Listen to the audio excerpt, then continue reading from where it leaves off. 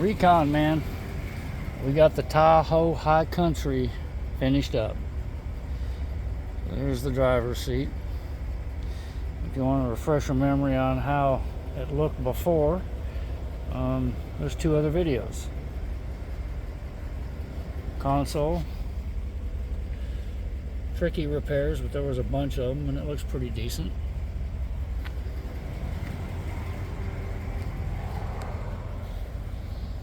I dyed all the seats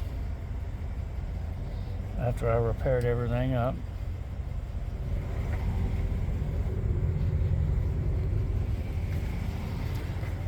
These were the big monster holes over here. I believe that's going to be durable, and that's the main thing. Seat does look good. The seat, it wasn't quite as bad off, so it turned out a little better. The leather wasn't stretched out as bad. This one turned out really nice as well. That wraps this one up. We'll catch you on the next one. Later.